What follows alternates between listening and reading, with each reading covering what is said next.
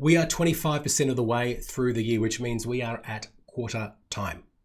Now, if you follow football or any sport that has 4 quarters, you'll know that it's better to be up than to be down at quarter time, but the game and the momentum can certainly shift over the following 3 quarters. So how you're going now and how your team is going does not necessarily determine how you are going to finish the year. So in today's episode, I want to just quickly talk about a few different categories or cohorts of people you may have in your team. And I want to talk to you about some things that you can do to help people who are probably doing the right things, who you believe have the capacity to still have a great year, but are just having a little bit of trouble getting going. So if you've got any of those people in your team, or maybe you're one of those yourself, I think you're going to find today's episode particularly helpful.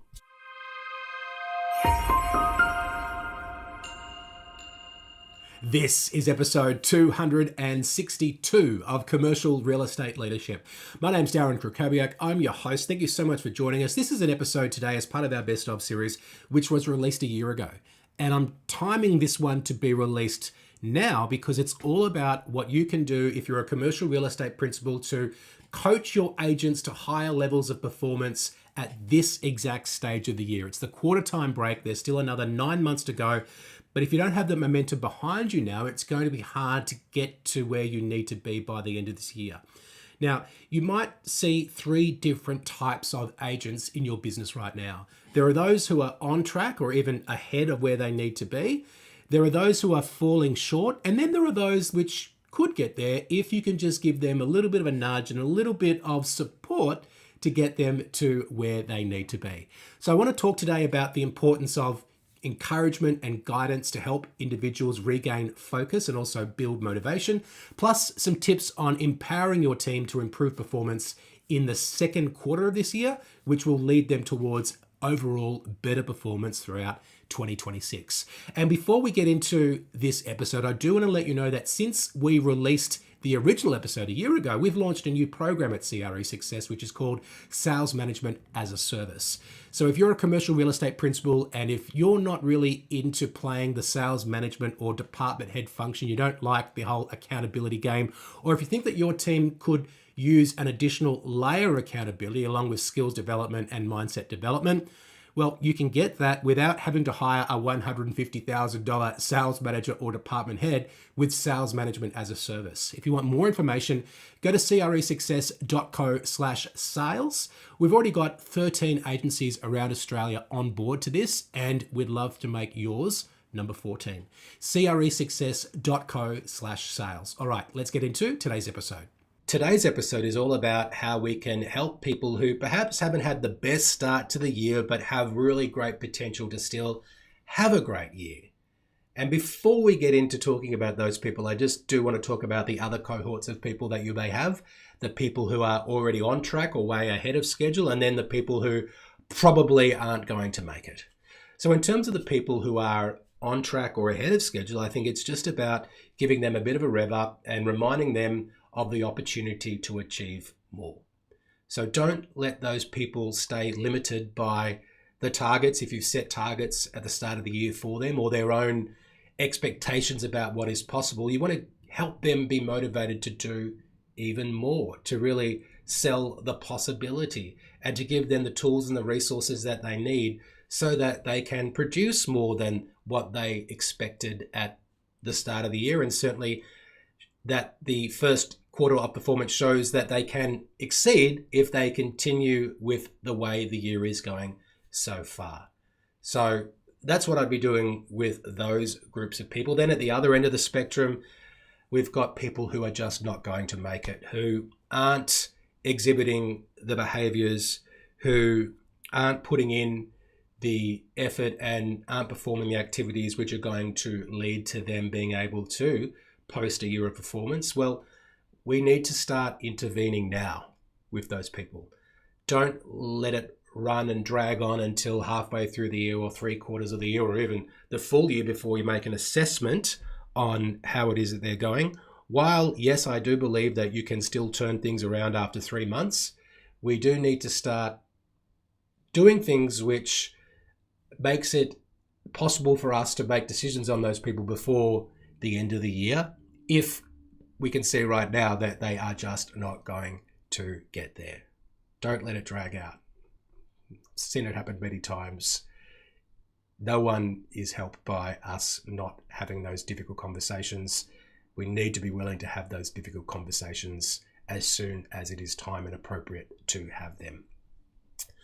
I want to focus today, though, on this middle group, which are people who we believe can get there, but just need a little bit more help. They just need a little bit more support in order to get their year back on track and to achieve what you know they can potentially do. And sometimes this can be as simple as just giving them a little bit of encouragement and support. And recognizing that, all of us get into funks, into slumps, into periods where we just have a bit of bad luck, right? And some encouraging words from you, if you are the leader of the business, can go a long way. A simple statement like, I know this business is trying at times. You're not alone. I've been there before, and I know that you're going to get this back on track. And this is distinct from managing underperformance. These are the people who you can see are putting in the effort, who are doing the activities which make it likely that the results are going to come. It's just not quite happening for them at the moment. And sometimes the thing that's missing is that mojo, that confidence. And if you're willing to give them the support and the encouragement that perhaps they need, that is going to lift those people up. If you're willing to let them know that you've experienced setbacks before and that you've had doubts before, because we have all had doubts from time to time, and we've all second guessed if this short-term period of non-performance is going to last forever. We've got to make sure that these people don't lose the faith, because you can see the potential in them. You know that they're going to get there. You know that they're on the right track, and you do believe in them. Well, express that. Let them know. Don't underestimate the impact of your words.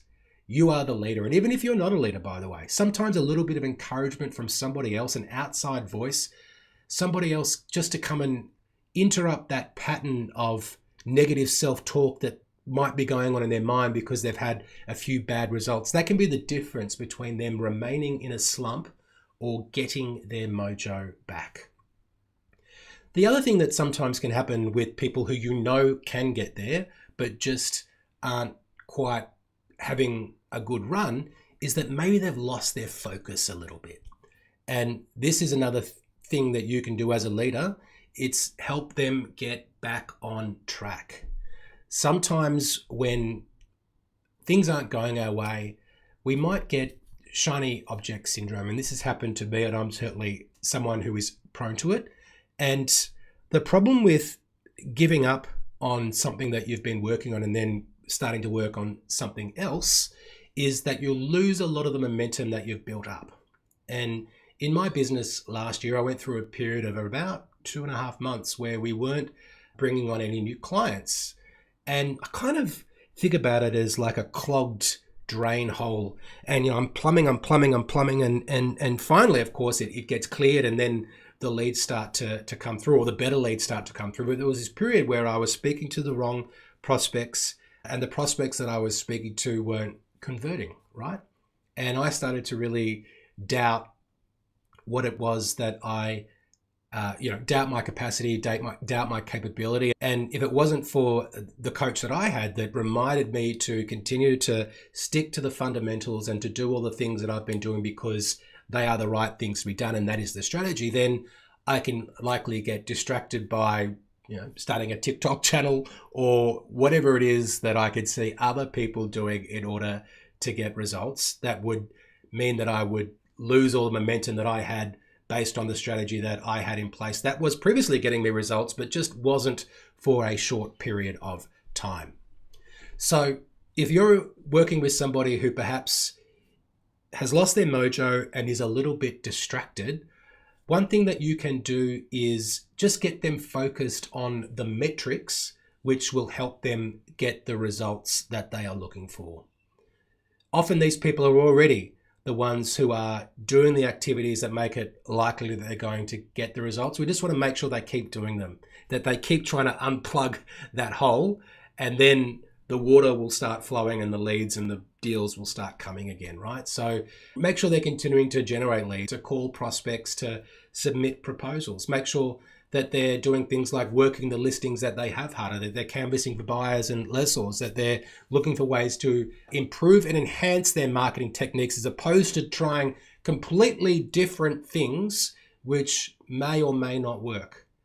Now, I know as I'm talking, it sort of sounds like I'm saying we shouldn't try new things. I'm not saying that, but what I'm saying is that we shouldn't throw the baby out with the bathwater, to use that expression, is in when things aren't going our way for a little period of time, that doesn't mean that everything that we've been doing that previously was working doesn't work anymore. It can just mean, again, to use that block drain analogy, that there is a blockage and we just need to pump a little bit harder in order to get things back on track. And in a business where you're the leader, part of your role is to help people continue to stay focused, to maintain their motivation and continue to do the things that, based on your experience, is ultimately going to get them to where they want to go. So our episode today is really about helping people who are in a slump at the quarter time mark of the year to run out at the second quarter and to sort of shift the momentum in their year. One of the ways, of course, you can be doing this is through your one-on-one meetings. If you are communicating regularly with your people, you should be able to hopefully tell if they are a little bit off. And again, the earlier that you can intervene, the earlier that you can help them to regain their focus and motivation and mojo, the sooner that they will be starting to produce results for the business. So to recap, we've got at quarter time the opportunity to check if things are on track or off track. We've generally got 3 cohorts of people, the people who are on track or even ahead of target, and we want to continue to motivate them and to give them everything that they need to be able to have a stellar year.